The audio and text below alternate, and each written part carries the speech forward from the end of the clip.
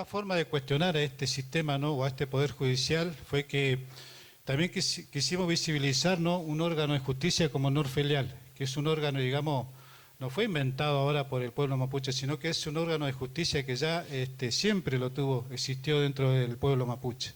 Por eso lo quisimos también mostrar. Esa mesa del Norfelial estuvo conformado justamente por las máximas autoridades del Consejo Zonal Las Quenches de la Confederación Mapuche Neuquén. Entonces las imágenes que veían en una mesa estaban sentadas las autoridades mapuche que conformaban el Norfelial, y en la mesa que estaba enfrente de la autoridad mapuche estaba el Tribunal Ético y Popular, que estaba conformado por, inclusive acá hay algunas celebridades acá presentes que fueron parte de esa mesa. Y se definió hacer por parte del Norfelial, digamos, se declaró ahí una sentencia, ¿no? En contra, obviamente, del Poder Judicial, en contra de los usurpadores, y eso se leyó, digamos, acá en una plaza pública, acá en la Plaza San Martín, que está frente al municipio. Lo quisimos hacer de esa manera, como de alguna manera mostrar hacia la sociedad de Villa Langostura, hacia muchos lados, que, bueno, el Norfelial también en ese sentido cuestiona, digamos, este accionar, ¿no? Del Poder Judicial, y este órgano de justicia mapuche en ese momento tuvo muy claro, ¿no? La situación o lo que viene sucediendo en este caso, ¿no? En los Pachilantreados. El grado de discriminación que hay es muy inmensa, hay una situación muy dramática en los Pachilantreados en estos momentos, donde hay mucha persecución, ¿no? Hay mucha discriminación del mismo intendente de acá de la localidad, el gobierno de la provincia de Neuquén, el gobierno provincial que se lava las manos, no se está haciendo cargo de una situación que ellos mismos generaron, ¿no? De hace muchos años. Entonces es como que los estados no están presentes.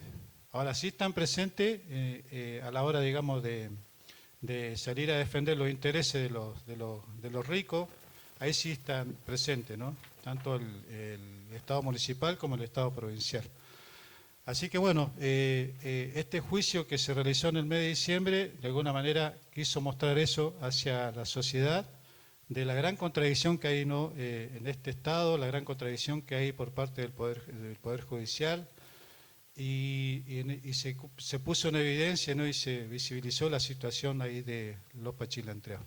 Así que bueno, este es un material que queríamos compartir con ustedes hoy, así que de aquí en más lo vamos a publicar. Así que bueno, vamos entonces en este momento a darle la palabra al lonco Damián para que salude, y ahí vamos pasando la palabra. Mari Compuché, Mari Compubuenuy. Bueno, soy Damián Olivero, soy el lonco de la comunidad, los Pachilantreados. Bueno, agradecerle la presencia a ustedes, a los compañeros también que se han acercado, bueno, a Miriel, a nuestro abogado a Luis Virgilio, y bueno, y a toda la audiencia también, gracias por venir. Y bueno, es así, estamos en un momento crítico así de la comunidad. Bueno, siempre ha sido crítico, pero bueno, se está viendo muy evidente, ¿no? La persecución, el nivel de racismo que hay, que se está implantando, ¿no? En la sociedad, sobre todo contra los pueblos originarios. Y la verdad que es grave, ¿no? Que los territorios se encuentren así en este peligro como nunca antes, ¿no? Vienen por los territorios, por los recursos, el agua, los bosques, está haciendo todo avasallado, y bueno, somos los pueblos originarios y bueno, demás amigos, así que lo que le estamos poniendo al cuerpo, y bueno, y la lucha esta que parece interminable.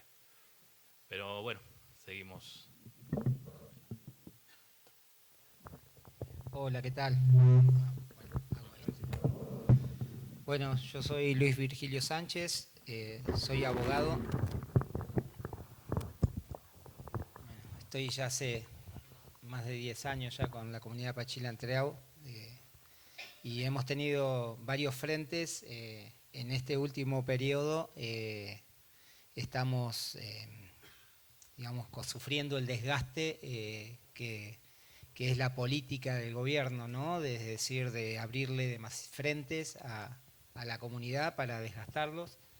Obviamente, ahora estamos asistiendo a un proceso de criminalización. Hoy fue la primera jornada de juicio donde declararon todos los testigos de la parte acusadora, donde quedaron en evidencia el racismo, incluso hasta el juez tuvo que llamarles la atención porque hablaban de malones, o sea, como que ellos eran un malón, pseudo mapuches, hasta dijeron terroristas, empezaron a hablar, bueno, en determinado momento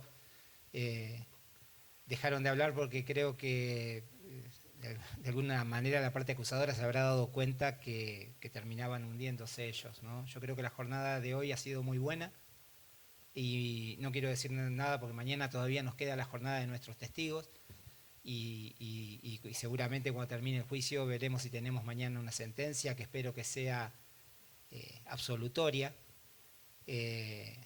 Pero bueno, el tema es que el reclamo territorial de las comunidades es un reclamo político y el Estado trata de darle respuestas jurídicas a los reclamos que no se pueden resolver por esas vías porque son realmente políticos. No quiere tomar la decisión política de darle lo que le corresponde a las comunidades que reclaman. Y entonces arma todo el tiempo juicio, criminaliza a la comunidad de usurpar cuando ellos son los usurpados. Y nosotros, bueno, vamos a tratar de demostrar eso. En la jornada de juicio que se abrió, nosotros lo que le dijimos claramente al juez es que en el banquillo de los acusados en realidad están sentadas las víctimas y que los que se erigen como víctimas son los victimarios. Está invertida la situación. Esperemos que podamos darle vuelta a eso mañana.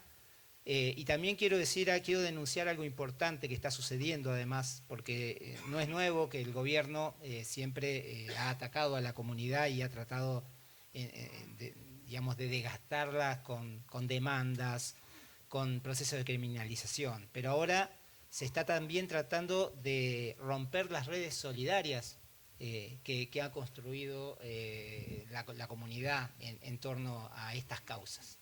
Y bueno, y eso es muy grave. Y esto cuando digo romper las redes solidarias es que no solamente ahora están atacando a las comunidades, sino que están atacando a las personas que se solidarizan con las comunidades. Entonces, bueno, hay que estar atentos porque esto está sucediendo y bueno, obviamente algunos tenemos algunas herramientas para defendernos de estos procesos, hay otros que quizás no las tengan y obviamente nosotros tenemos que, frente a esa realidad, bueno, tenemos que agruparnos y defendernos entre todos. Bueno, gracias. Alors qu'on soit en Argentine, c'est ma première fois ici, ¿Su primera vez estar en Argentina ou au Chili. o en Chile estuvo? Vous avez été au Chili. Oui.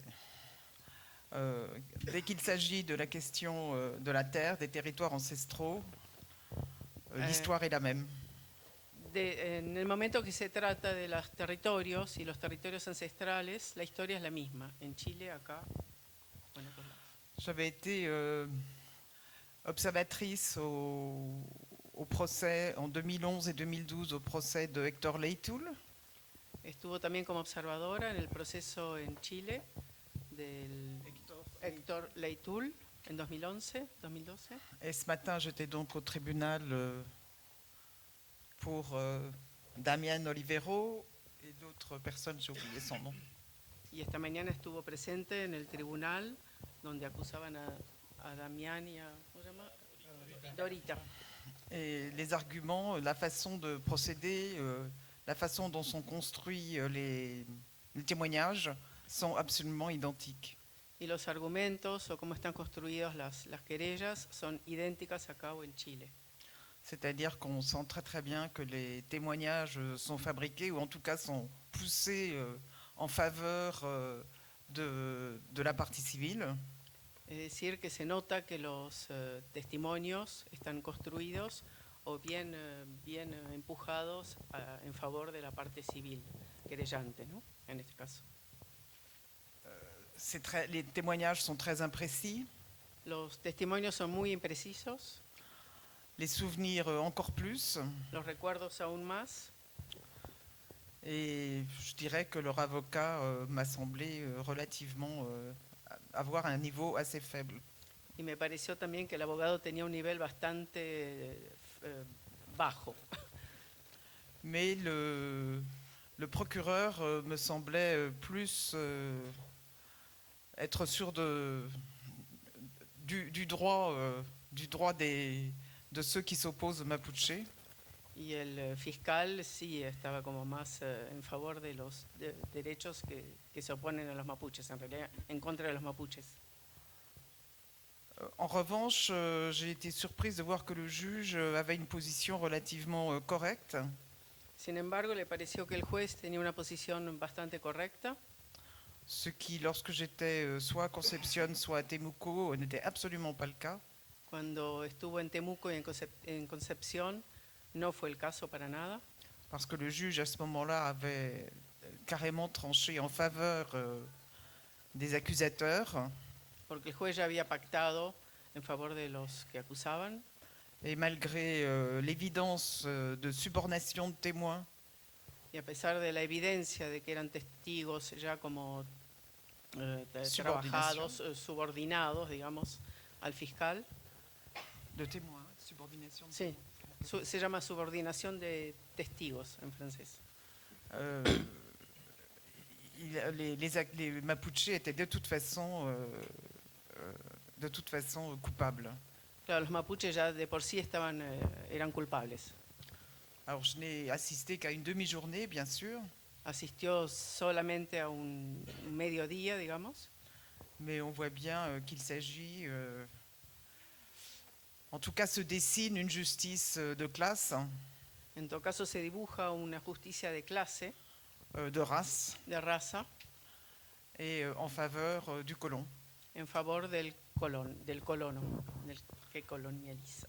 Mais pour moi qui viens d'une île comme la Martinique, Pero para mí, que vengo de la isla de Martinica, où la question de la terre se pose, donde también se cuestiona el tema de la tierra, también se plantea, puisque la terre n'appartient pas à ceux qui la cultivent, puesto que la tierra no pertenece a los que la cultivan, mais ceux à qui elle appartient pero a los que le pertenece parce qu'ils l'ont obtenue par le crime et le sang, porque la obtuvieron a través del crimen y la sangre, puisque ce sont les descendants des colons qui sont arrivés au XVIIe siècle. puesto que son los descendientes de los colonos que llegaron en el siglo XVII.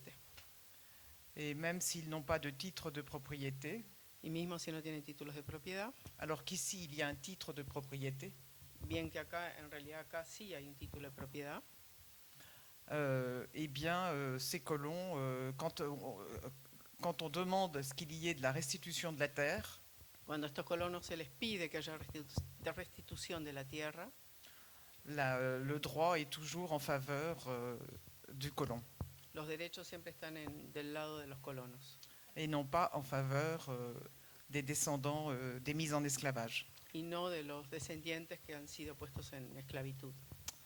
Donc on est à peu près sur les mêmes problématiques, sur la même idéologie Estamos aproximadamente sobre la misma problemática e ideología de la domination de la dominación et de la racialisation y de la racialización, no sé si et se du dice, déni de justice. y de la negación de justicia, ¿no? Alors, je vais peut-être plutôt parler de Frantz Fanon, puisque cette année c'est le centenaire. Puesto que este año es el centenario de su nacimiento.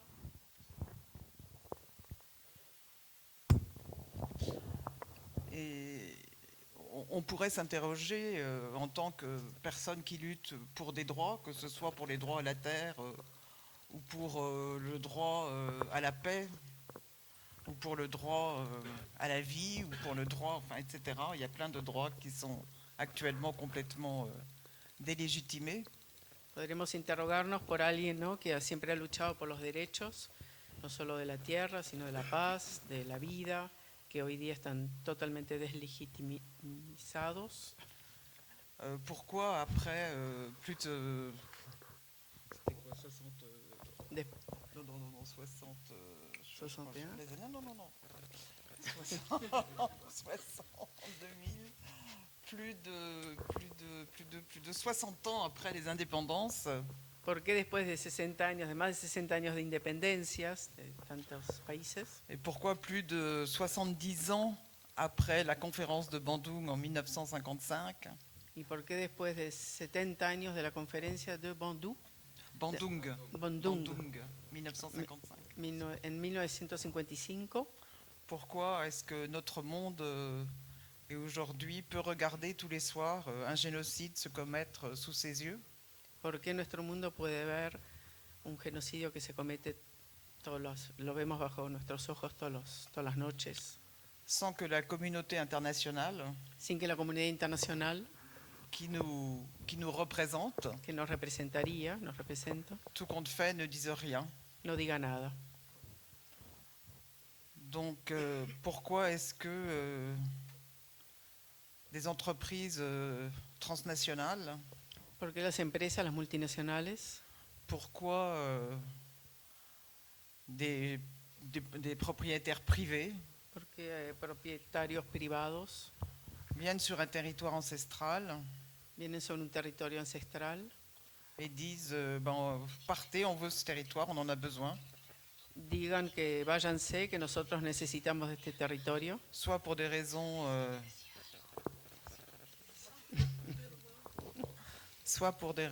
extractivistes sea por razones de extractivismo ou pour installer une centrale hydroélectrique, o para instalar una central hidroeléctrica, et demandent aux communautés qui habitent là depuis des siècles y piden a estas comunidades que viven ahí desde hace siglos de partir.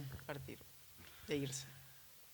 Pourquoi, par exemple, au Chili, il y a un organisme, je me souviens plus le nom là, mais il y a un organisme qui redonne de la terre aux Mapuches, ¿Por qué en Chile hay un organismo que le vuelve a dar la tierra a los mapuches? No sé cuál. et ce même organisme, quelques années après, demande aux Mapuches qu'il a installé sur 20 hectares ou 30 hectares Y este mismo organismo que los instaló sobre territorios de 20 hectáreas, más o menos, de partir pour installer justement une centrale hydroélectrique. de irse porque van a instalar una central hidroeléctrica. Donc on voit qu'on est dans un système complètement paradoxal Vemos que estamos en un sistema completamente paradojal, et que les lois, en tout cas les lois qui ont régi pendant un moment après les indépendances, qui ont régi les relations internationales, y las leyes que han gerenciado un poco, que han equilibrado un poco las relaciones después de estas leyes internacionales, ont été complètement délégitimées han sido deslegitimizadas et sont devenues justement maintenant des obstacles à l'expansion capitaliste. Claro, y hoy día son obstáculos a la expansión capitalista. Et que l'objectif des tribunaux, mais même de la communauté internationale, Y que el objetivo de los tribunales y mismo de la comunidad internacional ce n'est pas de dire le droit, no es de decir el derecho, c'est de décider ce qui va annuler le droit. es decidir lo que va a anular ese derecho. Donc on en est là, et en fait, quand Fanon s'engage en Algérie pour travailler à côté du Front de Libération Nationale, Estamos en esta situación y cuando Frantz Fanon se comprometió con el FLN en Argelia en 1954, en 1954, eh bien c'était exactement la même problématique. era la misma problemática Coloniale, la misma problemática colonial, avec la violence coloniale qui est afférente. con la violencia colonial que es trágica, que es tremenda. Donc ce centenaire de Fanon, on pourrait penser que Fanon, bon, bah, comme beaucoup de personnes, sert juste aux chercheurs, aux étudiants qui veulent faire un travail particulier sur un point précis de ce que c'est que, par exemple, la colonialité du pouvoir. Podríamos decir o pensar que Frantz Fanon es justo un pensador para estudiar en temas precisos sobre la colonialidad, etc. On pourrait rester dans un univers uniquement universitaire, de Podríamos- recherche. Podríamos quedarnos simplemente en un universo de investigación, en universidades, por ejemplo. Eh bien, on s'aperçoit que 100 ans après sa mort, en fait, il nous sert à penser les rapports de force, Y nos damos cuenta que 100 años después él nos ayuda a pensar en estas relaciones de fuerza, les rapports de pouvoir, las relaciones de poder, les rapports de domination las relaciones de dominación et la dialectique qui est mise en place pour conforter ces rapports de domination. y las dialécticas que están puestas que se establecen para justificar estas relaciones de poder. Et c'est un peu justement ce que Fanon a fait quand il a, avec sa thèse, ce qui aurait dû être sa thèse avec Peau noire et masque blanc, Y es lo que Fanon hizo con lo que tendría que haber sido su tesis, Piel negra y máscaras blancas. où justement, ça aurait dû être sa thèse de médecin psychiatre. Tendría que haber sido su tesis de médico psiquiatra. Mais ça n'a pas été accepté parce que ça ne répondait pas au canon de la recherche, enfin de la problématique de la recherche médicale. No fue así porque no fue aceptada como una búsqueda que era para la investigación médica de esa época. Et pourtant, même maintenant, hein, je pense que... Sí, pense mismo que hoy. Et en fait, ce qu'il a fait, c'était d'interroger la production du savoir, Lo que hizo fue interrogar qué es la producción del saber, donc de la connaissance, la construction de la connaissance, es decir, la construcción del conocimiento, avec les rapports sociaux de l'époque. con las relaciones sociales de la época. Puisque, en tant que psychiatre, ce qu'il devait faire, c'était de soigner les malades mentaux, Puesto que como psiquiatra lo que tenía que hacer era curar a los enfermos mentales, et soigner, alors l'alternative, soigner les malades mentaux, on peut leur donner des médicaments, leur faire des électrochocs, curar a enfermos mentales se les puede dar electroshock o medicación, ou faire de l'équithérapie, o hacer equinoterapia, como par exemple. por ejemplo. ¿Cómo On peut faire ça, se puede hacer eso? mais on peut aussi réfléchir à qu'est-ce qui produit la maladie mentale. Pero también podemos reflexionar a qué es lo que produce la enfermedad mental.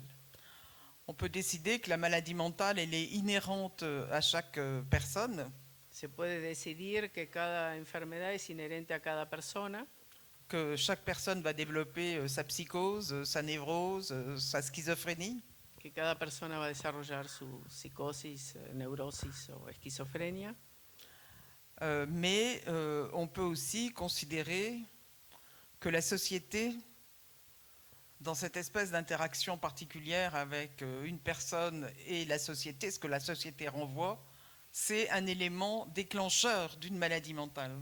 claro, pero también podemos pensar que la sociedad y en su relación con cada individuo es un detonante de estas enfermedades mentales que puede tener cada C'est ce persona. que Fanon a mis en avant, Y es lo que Fanon demostró, lo que fue observando, que la société telle qu'elle est conçue dans ses rapports de force, dans ses rapports de domination, que la sociedad como está concebida en estas relaciones de fuerza est un des éléments essentiels dans l'émergence de la maladie mentale. es uno de los elementos fundamentales de estas emergencias de enfermedades mentales.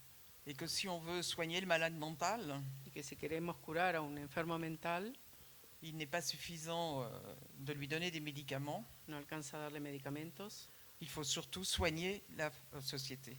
hay que sobre todo curar a la sociedad misma. Donc soigner la société, qu'est-ce que ça veut dire? On ne va pas donner des médicaments à la société, Quiere decir curar a la sociedad, no le vamos a dar medicaciones. mais ça veut dire justement changer les rapports de force. Pero quiere decir justamente cambiar las relaciones de fuerza.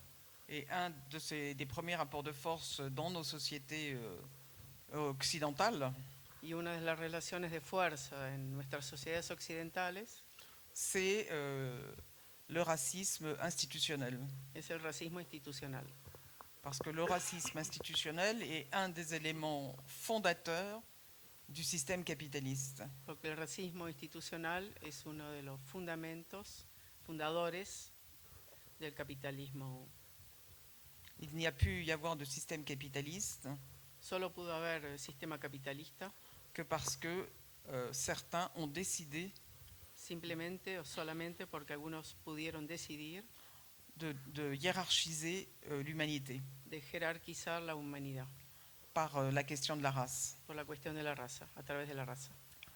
Mais ce qui est aussi, donc ça c'est à partir ça a donné la doctrine des découvertes, Eso dio la doctrina del descubrimiento. et j'espère que personne ne parle ici de grandes découvertes, Espero que acá nadie hable de gran descubrimiento, parce qu'en fait c'était une catastrophe métaphysique et démographique. porque fue una catástrofe metafísica y demográfica. Et en fait,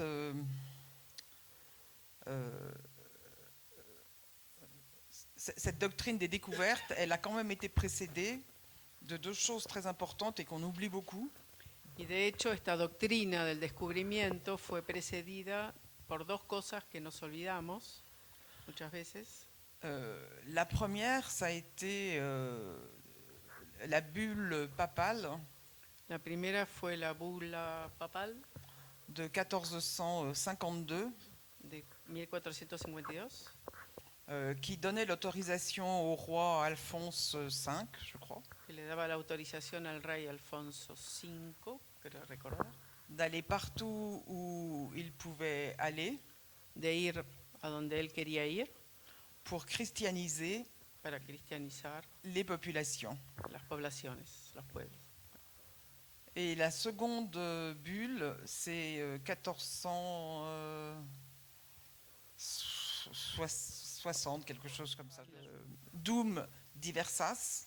Dum diversas es el nombre de la primera bula. Et la seconde bulle, c'est Dum inter caetera. Dum inter Dum inter caetera. caetera. Oui. Et D'accord. elle disait que du coup, à partir du moment où les païens, les sarrasins, tous ceux qui n'étaient pas chrétiens, donc les Mapuches, etc., eh bien, à partir de ce moment-là, les territoires de ces personnes, de ces groupes, de ces tribus, appartenaient de facto au roi et à ses successeurs. Esa bula decía que para todos los que no eran cristianos, es decir, indígenas, paganos, saracenos, etc., las tierras donde ellos vivían de facto iban a pertenecer al rey, Alfonso, y a todos sus sucesores. Donc on voit bien à partir de la moitié du XVe siècle, il y avait déjà mis en place toute une idéologie de la domination. Entonces vemos que a partir del siglo XV había ya toda una organización, una jerarquía de la dominación, digamos, toda una puesta en lugar de la dominación. Et on voit bien que ce qui se passe ici, même, au niveau même des Mapuches, Y vemos que lo que sucede acá mismo, simplemente en el nivel de los mapuches, c'est la même idéologie. es la misma ideología, Ça n'a pas changé. no cambió nada. Et en fait, le mouvement des découvertes, Y de hecho, el movimiento de los descubrimientos, à partir de 1492, a partir de 1492, ne vient que conforter ces deux Dum diversas et inter caetera. solo viene a corroborar, digamos, esos dos bulas del Dum Intersax y Dum Caetera. Donc en définitive, quand on regarde ça et qu'on regarde par exemple le droit international, Cuando vemos el derecho internacional, on voit bien que la norme supérieure, vemos que la norma superior ce n'est pas comme on nous l'apprend quand on fait du droit, ou la norme, parce qu'il y a une hiérarchie des normes quand on fait du droit. no es la que nos enseñan cuando estudiamos o cuando hacemos derecho. On voit bien, il y a le droit international, Vemos que está el le derecho droit internacional. régional et le droit national. Está el derecho internacional, nacional y regional. Non, régional et national. Regional, nacional. C'est ce qui fait d'ailleurs qu'il y a une cour interaméricaine des droits humains, mais il y a aussi une cour européenne des droits humains. Oui. Hay una Corte Interamericana de Derechos, también una europea. Mais au-dessus, il y a la Commission des droits de l'homme, il y a la CPI, il y a la Cour internationale de justice, etc. Claro, en todas las otras cortes que están por encima, ¿no? La Corte Internacional de la Haya, la Corte Internacional de Justicia, la Corte Internacional de Derechos Humanos. Donc on voit bien que là, ça n'existe pas, ça tente d'exister, mais l'inconscient collectif de l'humanité, des dominants, des blancs, de la white supremacy, je dirais même, el inconsciente colectivo de la supremacía blanca, ¿no? De los dominantes blancos, a suffisamment inculqué dans l'inconscient collectif ha suficientemente inculcado en el inconsciente colectivo que la seule référence, c'est la chrétienté, que la única referencia sería la cristiandad et que la chrétienté domine le monde. y que la cristiandad domina el mundo. On l'a vu avec les découvertes ici en Amérique latine, Lo vimos aquí con los descubrimientos en mais América quand Latina. les colons ont trouvé que c'était trop difficile en Amérique latine, ils sont allés coloniser l'Afrique et on le voit en Afrique aussi. Cuando vieron que acá era muy difícil colonizar, también se fueron a África y colonizaron África también. Et on voit comment en ce moment les chrétiens fondamentalistes, libertariens et autres, tentent de réorienter le monde. Y vemos como hoy también los cristianos fundamentalistas y libertarios tratan de reorientar el mundo. Tout ça pour dire que là où nous en sommes, et c'était ce que Fanon avait essayé de montrer dans sa réflexion dans Peau noire et masque blanc, c'est que le savoir comme la maladie mentale ne se limite pas à juste une étude du savoir déconnecté de toute autre relation. Claro, es lo que Fanon trató de demostrar en su libro Piel negra, máscaras blancas, que el saber no es solo un saber, sino que eso no está desconectado de todas las otras relaciones. Et que c'est dans une dynamique, oui, une relation dynamique. Que funciona en una relación dinámica. Et qu'on ne peut pas soigner sans penser à ce que la société produit sur le malade. Que no podemos dejar de pensar en lo que la sociedad produce sobre el enfermo. Mais aussi ce que la société produit sur le savoir. Pero también lo que la sociedad produce sobre el saber. Et on le voit bien maintenant avec l'introduction, on le voit encore plus maintenant qu'avant avec l'introduction de l'intelligence artificielle. Y lo vemos también hoy día y especialmente hoy con la introducción de la inteligencia artificial. Comment le savoir est remis en question. Como el saber está puesto en cuestión. Et donc c'est cette espèce c'est ce que Fanon avait essayé de montrer, et c'est ce qui fait d'ailleurs que son travail a dépassé les limites de la psychiatrie. Es lo que Fanon trató de demostrar y es lo que hace que su trabajo haya sobrepasado los límites de la psiquiatría. Parce que si on pense à quelqu'un comme Aníbal Quijano, porque si pensamos en alguien como Aníbal Quijano, vous devriez le connaître. ¿Conocemos? Quijano, oui. Oui, il est. ¿De dónde es? Pérou. Merci, Pérou. Il est du Pérou et il a très bien montré d'une certaine façon cette espèce de relation entre la race, le pouvoir, et le système capitaliste. Y él hizo toda una demostración de la relación entre la raza, el poder y el sistema capitalista. Et le genre, évidemment. Y el género. Et c'est ce que Fanon a essayé de montrer, c'est de montrer la relation qu'il y a entre la société, le malade mental, mais aussi comment arriver à changer la société.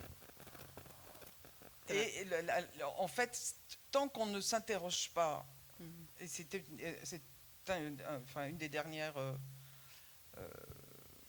réflexions de Fanon, et qui me semble extrêmement, au-delà du fait que c'était un anticolonialiste, mais qui me semble aussi être l'expression d'une pensée décoloniale.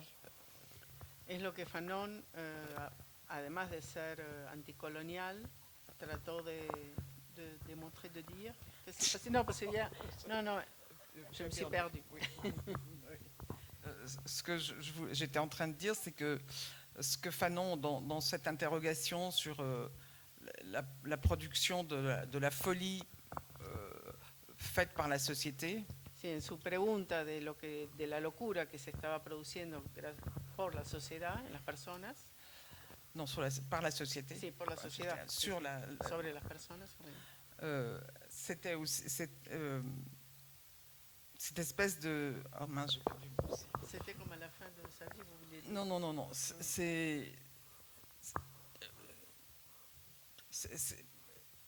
Et ensuite, la réflexion que Fanon a faite sur la maladie mentale, La reflexión que hizo sobre la enfermedad mental, il l'a faite aussi sur le colonialisme. la hizo también sobre el colonialismo. Le colonialisme au sens d'un pays qui occupe un autre pays. Sobre el colonialismo de un país que ocupa a otro país. Et en l'occurrence, c'était la France. Y en este caso era Francia, ¿no? Mais on pourrait aussi dire ici, l'Amérique du Sud est occupée par des Européens. Pero también podríamos decir que América del Sur está ocupada por europeos. Qui fait qu'aujourd'hui, des Mapuches sont conduits devant la justice. Que hace que hoy día los mapuches estén frente a la justicia, puestos frente a la justicia. Parce qu'ils demandent que le droit à la terre, leur droit à la terre, soit reconnu et respecté. Porque piden que el reconocimiento de sus tierras sea respetado. Reconnu. Sí, reconocido. Et donc, en fait, ça... Si on se force, si on se limite à une revendication de la terre, donc anticolonialiste, Si nos limitamos a una reivindicación de la tierra anticolonialista, on restreint son champ de bataille, en fait. restringimos el campo de batalla. Et il me semble que la réflexion Fanon, que ce soit à travers ce qu'il a écrit, Peau noire, masque blanc, mais aussi les damnés, sociologie d'une révolution algérienne, Me parece que es lo que Frantz Fanon, a través de sus escritos, Los condenados de la tierra, Piel negra, máscaras blancas, Sociología de una révolution algérienne, argelina, il a poussé les limites justement de la réflexion anticolonialiste. llevó al límite las reflexiones sobre el anticolonialismo. Parce qu'il a posé la question du coup, dans un contexte colonial, quelle est la place de l'humain? Porque colocó ahí, en ese lugar del colonialismo, cuál es el lugar del humano. Et s'interrogeant sur ça, il a bien compris, il a mis en avant que si l'humain n'était pas pensé au centre d'un système, eh bien le système jouerait toujours contre l'humain. Claro, entonces él dijo que si el humano no estaría en el centro del sistema, el sistema siempre estaría en contra del humano. Et le système capitaliste, à l'heure actuelle, joue contre l'humain. Y el sistema capitalista hoy día actúa contra el humano. Donc on est bien forcé, et c'est là où la réflexion décoloniale et non pas seulement anticolonialiste nous intéresse. Claro, ahí es donde la reflexión descolonial, de descolonización. Non, non, décolonial. Uy, C'est pas décolonisation. Décolonialité, c'est pas la même chose. De la decolonialidad, no sé si existe en castellano. Nos interesa no solo lo anticolonial, sino lo interior, ¿no? No solo lo exterior, sino el interior. Non. ¿No? Mais c'est la décolonialité intérieure. Non, ah Non. non, non, Ah, non, non, non, non, non, ça n'a rien à voir. Quand on est décolonial, on n'est pas décolonial pour soi, sinon on n'est pas décolonial, justement.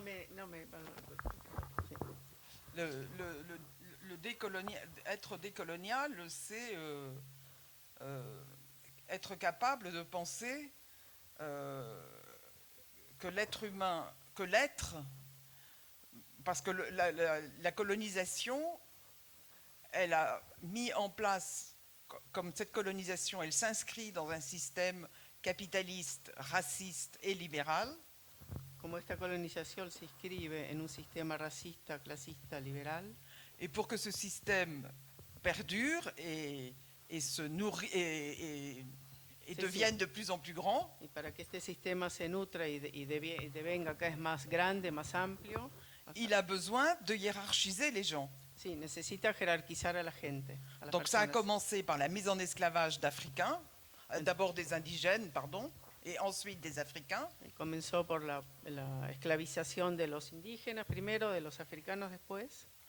Mais ensuite, il a eu besoin de continuer cette classification, cette hiérarchisation. Pero después necesitó continuar con esa jerarquización y clasificación de lo humano. Et sa perception de l'être comme soit un bien meuble ou celui qui possède le bien meuble, Y su percepción del ser como un objeto, como un bien mueble, o el superior a ese bien mueble, poseedor del bien mueble. quand on réfléchit en termes de décolonialité, Cuando reflexionamos en términos de decolonialidad, on va penser en termes de être et de non-être.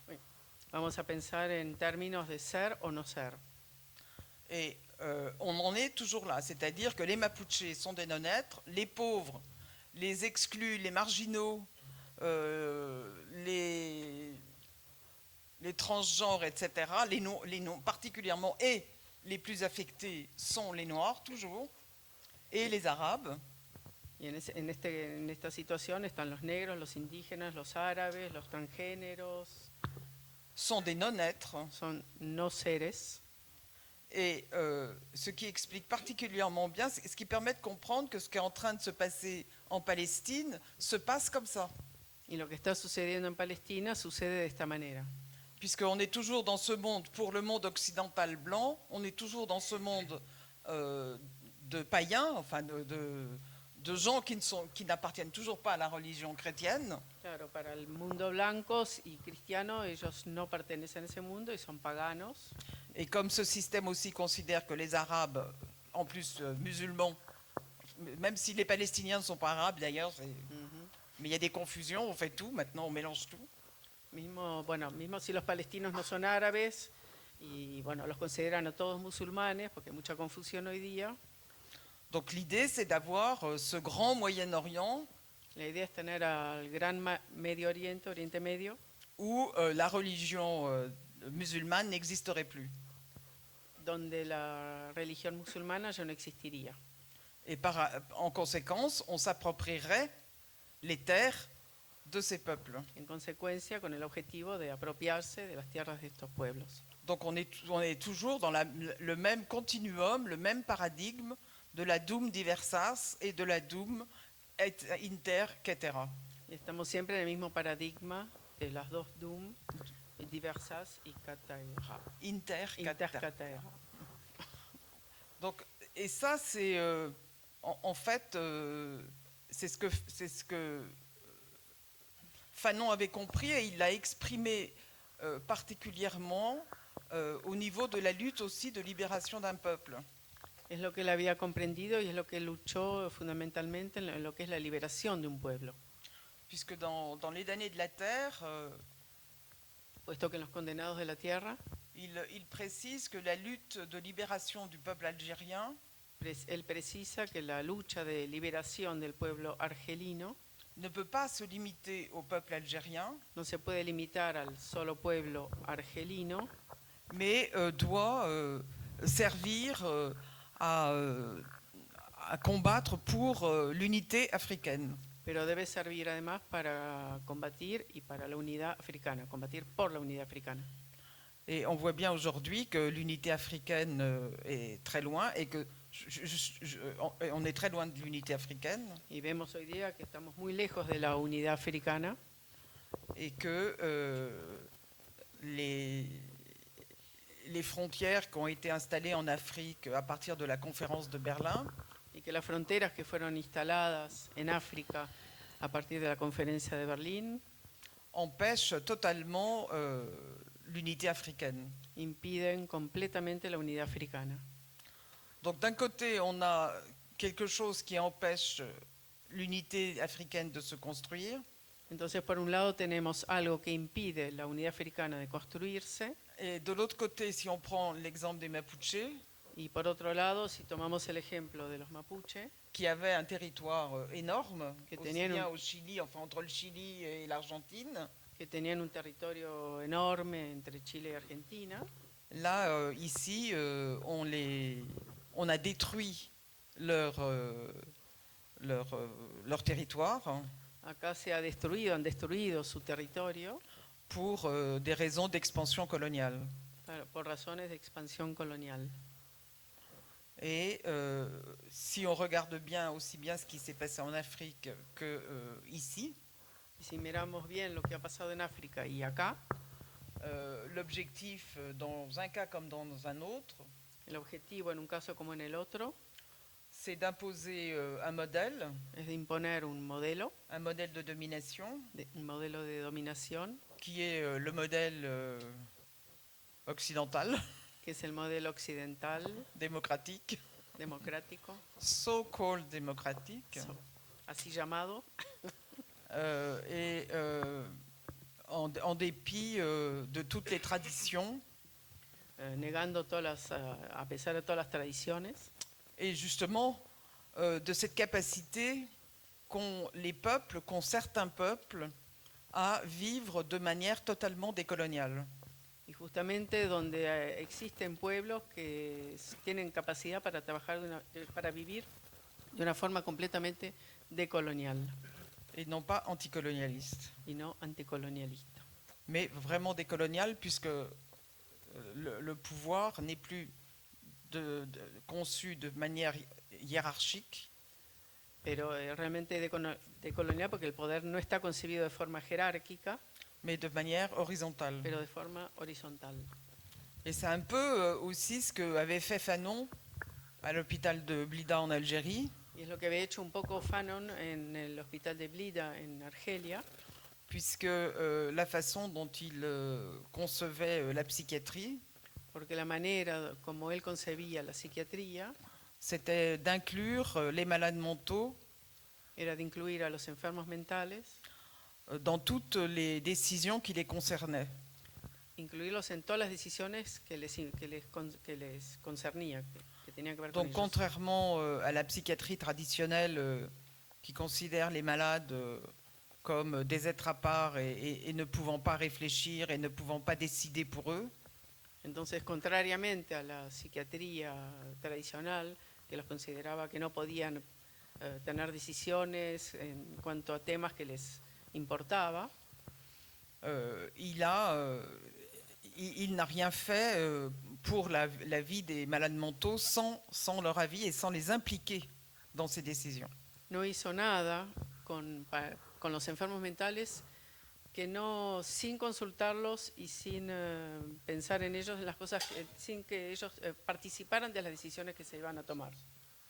Et si notre système juridique respectait les normes qu'il s'est lui-même fixées, Y si nuestro sistema jurídico respetara las normas que él mismo se fijó, des normes de Jus Cogens, ce qu'on appelle les normes de Jus Cogens, qui sont indépassables, qui doivent être respectées par tout le monde, las normas de, no sé cómo se Jus escribe, Cogens. Jus Cogens, que deberían ser absolutamente respetadas, eh bien, on n'assisterait pas au génocide en direct des Palestiniens, No asistiríamos al genocidio que vemos en directo de los palestinos, hacia los palestinos, mais aussi de celui qui a lieu depuis plus de 10 ans en République démocratique du Congo, pero también el que pasa en el Congo ni celui au Yémen, etc., etc.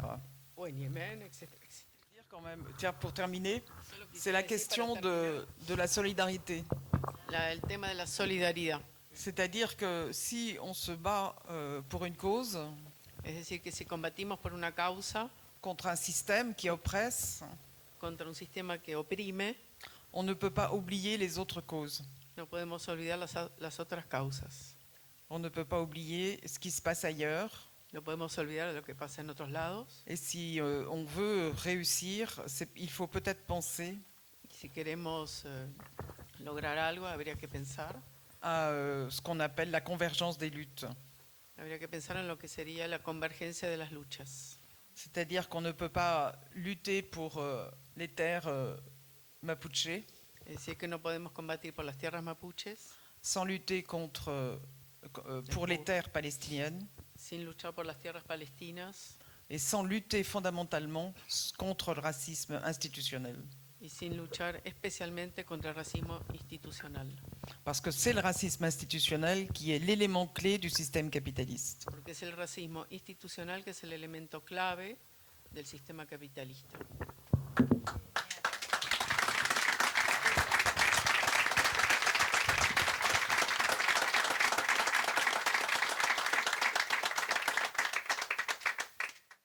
¿En qué momento les creímos al derecho internacional y su neocolonialismo que nos iban a garantizar los derechos a los pueblos periféricos? Si on réfléchit bien, Si reflexionamos bien, si on regarde la déclaration d'indépendance des États-Unis si miramos la Declaración de Independencia de los Estados Unidos de 1777, de 1776, il y avait une partie des Américains había una parte de los americanos qui était toujours mise en esclavage que estaba siempre, que era esclava, et une autre partie qui avait été génocidée. y otra parte que había sido también genocidada, digamos. Que ves. Et pourtant, ils avaient la première phrase de leur déclaration, Y sin embargo, la primera la frase de su declaración, c'est tout le monde est égal, Tout le monde quelle que est soit igual. la couleur, la race, la. cualquiera sea el color, la raza, etc. Et si on regarde la déclaration française de 1789, Y si miramos la declaración de los francesas de 1789, la première phrase, c'est la primera frase es: tous les citoyens naissent égaux, libres et égaux. todos los ciudadanos nacen libres e iguales. Et l'esclavage existait, Y la, était même à ce moment-là en pleine expansion. y la esclavitud en esa época existía y estaba en pleno apogeo, expansión. Et pourtant, ce sont ces deux instruments, la Déclaration d'indépendance des États-Unis et la Déclaration des droits de l'homme et du citoyen française, Y sin embargo son esas dos declaraciones, la de Estados Unidos y la Declaración de los Derechos y de los Ciudadanos francesa, qui ont donné naissance à la Déclaration universelle des droits de l'homme. que dieron nacimiento a la Declaración Universal de los Derechos Humanos.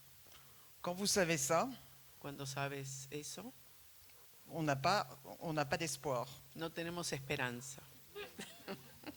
Je dirais presque, puisque nous sommes dans un pays chrétien, je dirais la messe est dite. Diríamos, como estamos en un país cristiano, la misa está dicha. C'est-à-dire que on sait que c'est un monde basé sur l'inégalité, Sabemos que estamos en un mundo basado en la desigualdad, le colonialisme, el colonialismo, l'accaparement des terres par la violence, el acaparamiento de las tierras a través de la violencia, la mise en esclavage des êtres humains, la puesta en esclavitud de los seres humanos, puisque au moment où ces deux déclarations ont été créées, il faudra attendre presque un tout petit peu moins d'un siècle puesto que desde que se instalaron esas dos declaraciones habrá que esperar más de un siglo, un poquito más de un siglo, pour que les mises en esclavage soient libres. para que la puesta en esclavitud sea libre, ¿no? Para liberar los esclavos. Donc on voit bien que ce système des Nations Unies, puisque vous parlez de celui-ci, Entonces vemos que este sistema de las Naciones Unidas, puesto que est hablas de esto, basé sur la white supremacy. está basado sobre la supremacía blanca. Et comme disait Aimé Césaire, Y como decía el escritor Aimé Césaire, de Martinica, c'est un organisme qui a été créé pour des blancs, par des blancs.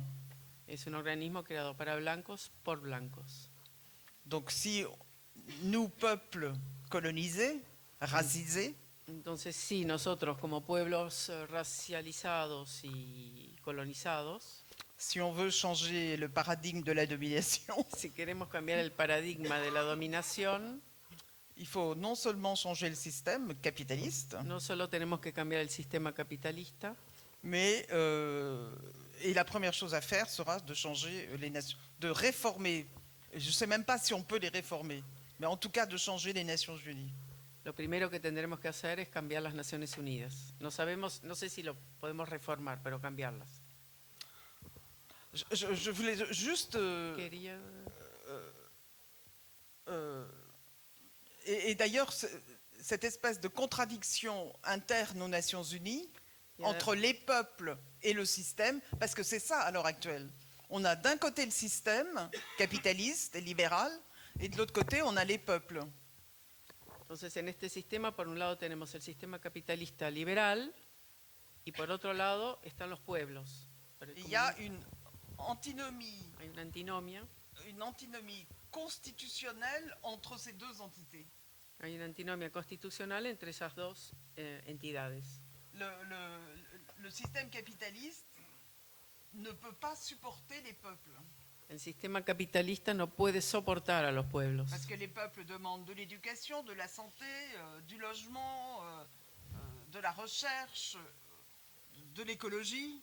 porque los pueblos piden, ¿no? Educación, salud, investigación, ecología, Et ça coûte au système. y le cuesta dinero al sistema. Donc pour le système, c'est mieux d'avoir en permanence, de pratiquer la guerre permanente contre les peuples. Entonces al sistema le conviene practicar la guerra a los pueblos. Et la guerre permanente contre les peuples, elle n'a pas été inventée tout de suite, là, maintenant. Y la guerra contra los pueblos no fue inventada ahora. La guerre permanente contre les peuples, elle a été inventée à partir du XVe siècle. La guerra permanente contra los pueblos fue inventada en el siglo XV, Quand les chrétiens sont allés prendre les territoires des uns et des autres, etc. cuando los cristianos fueron a tomar los distintos territorios de unos y otros. Donc je dirais, pour revenir à votre question, je dirais que les Nations Unies ne sont pas la solution, elles sont le problème. Entonces diría que las Naciones Unidas no son la solución, sino que son el problema.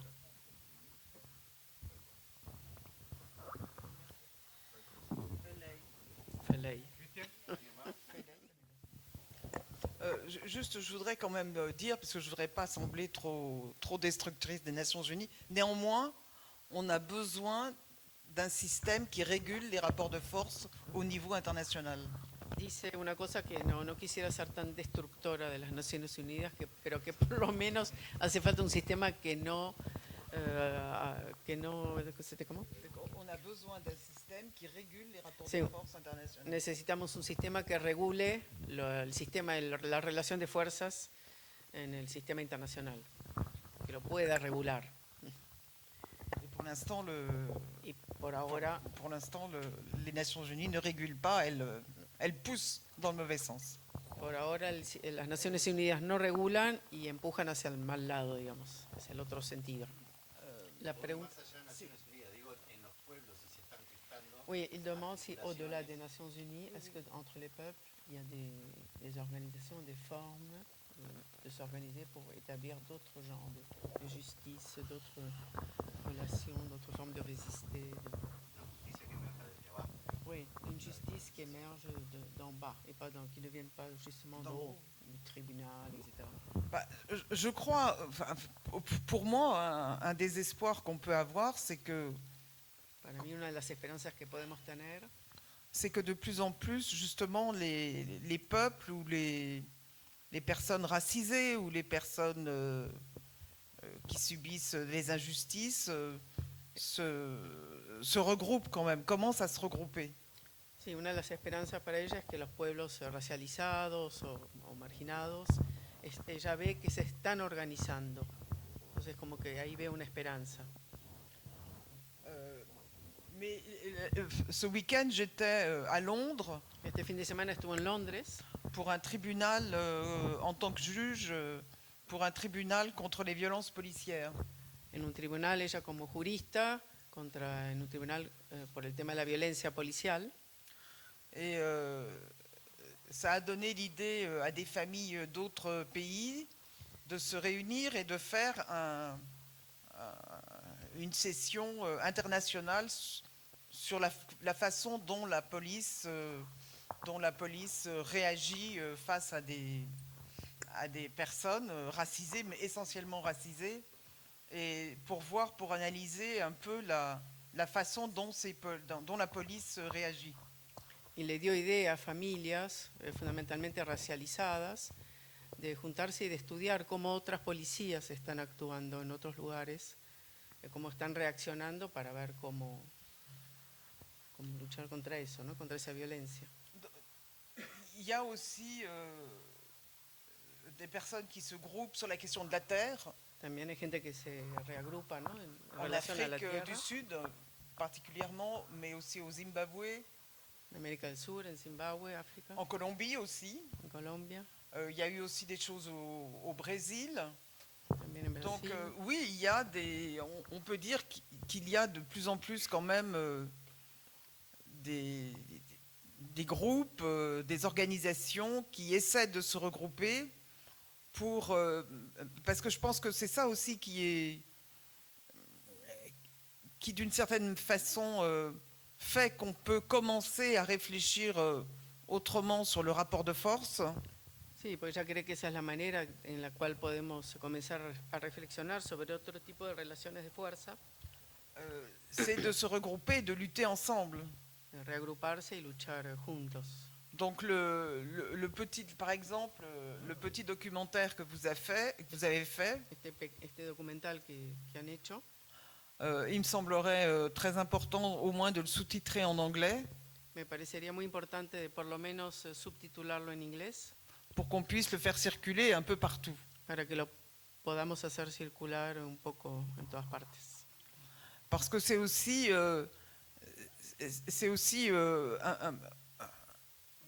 une réflexion aussi que Fanon avait d'ailleurs sur comment s'organise la lutte contre le colonialisme. Es una reflexión que Fanon también tenía, ¿no? De cómo uno lucha contra el colonialismo. Si on cette lutte de libération, elle ne peut partir que du peuple. Que esta lucha de liberación solo puede establecerse a partir del pueblo. Elle ne peut pas venir de l'extérieur. No puede venir desde afuera Et elle ne peut pas venir d'en haut. y no puede venir de arriba. Donc c'est bien parce que les peuples eux-mêmes se mobilisent et prennent en charge leur lutte Y es porque los pueblos se movilizan y se hacen cargo de su lucha, que les rapports de force peuvent aussi changer. que las relaciones de fuerza también pueden cambiar. Et c'est d'ailleurs, si on prend rien que l'exemple de la Palestine, Y si tomamos especialmente ahora el caso de Palestina, comment réagissent les pays occidentaux face au soutien de la Palestine, y vemos cómo reaccionan los países occidentales en cuanto a lo que está sucediendo en Palestina, al apoyo de Palestina, eh bien, on voit qu'ils ont peur de cette convergence des luttes de soutien à la Palestine. vemos el miedo que tienen de esta convergencia de apoyo a Palestina. Ils se sentent menacés, en Se sienten définitive. amenazados. Donc ils vont inventer de faux prétextes, à savoir que nous sommes tous des antisémites, Entonces van a inventar falsos pretextos como si fuéramos todos antisemitas et ils confondent intellectuellement même, c'est triste pour eux, y intelectualmente es muy triste para ellos, parce qu'être capable de confondre antisémitisme et antisionisme, que ser capaces de confundir antisionismo y ça antisemitismo montre aussi un bas niveau intellectuel. muestra además un muy bajo nivel intelectual. Mais et ça, ce qui est pire peut-être pour nous, c'est qu'ils l'ont volontairement. Claro, y lo peor es que es voluntario, ¿no? Ese nivel. Donc oui, la lutte, la convergence des luttes est quelque chose d'extrêmement important. Et si je peux parler de ce que je fais, juste rapidement, pour moi, la question du racisme institutionnel est la question clé de notre système. Y la convergencia de la lucha sí me parece fundamental, y lo que yo hago es esto de luchar contra el racismo, que es la llave de este sistema. Institutionnel. Sí, el racismo institucional. Et donc, je m'efforce, Me esfuerzo, j'utilise beaucoup d'énergie utiliza mucha energía pour faire comprendre que si on veut arriver à quelque chose, ça passe en premier par cette lutte contre le racisme institutionnel. se esfuerza mucho, pone mucha energía para hacer entender que la lucha está ahí, Et que, contra ese sistema. et que ça ne peut pas être fait juste dans un endroit, il faut que ce soit justement organisé, je dirais, presque mondialement. Y que no solo tiene que funcionar en un lugar, sino que tiene que ser mundialmente, diría. Parce qu'à l'heure actuelle, on est dans un rapport de force qui ne nous est pas favorable.